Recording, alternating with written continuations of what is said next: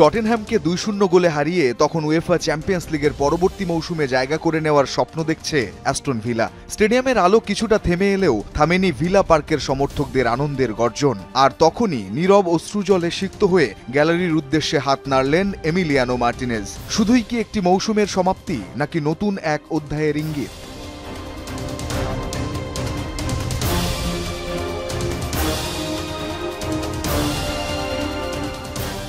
5 বছর আগে আর্সেনাল ছেড়ে অ্যাস্টন ভিলায় যোগ দেন এমি। তারপর থেকে সামলাচ্ছেন ভিলার গোলপোস্ট। শুধু কি বাজ পাখি হয়ে গোলপোস্টই সামলাচ্ছেন, নাকি নতুন উচ্চতায় নিয়ে গেছেন অ্যাস্টন ভিলাকে?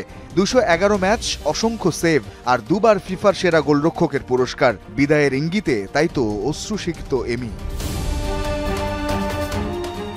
আর্জেন্টাইন সংবাদ মাধ্যম টিওয়াইসি স্পোর্টস বলছে, অ্যাস্টন ভিলা ছাড়ার প্রবল সম্ভাবনা রয়েছে দিবু মার্টিনেজের। যদিও 1 বছর আগে তিনি ইংলিশ প্রিমিয়ার লিগের ক্লাবটির সঙ্গে 2029 সাল পর্যন্ত নতুন চুক্তি করেছিলেন। তবে নিজের অবস্থান থেকে সরে আসতে পারেন আর্সেনালের সাবেক এই গোলরক্ষক।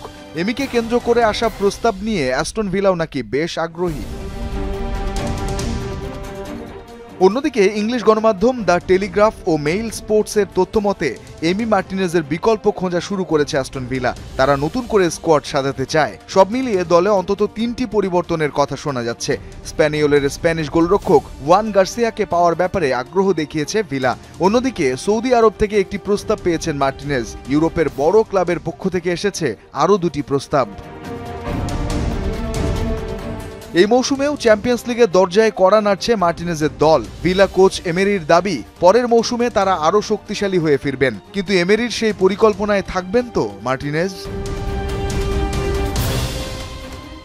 রঞ্জন শান্ত, যমুনা স্পোর্টস।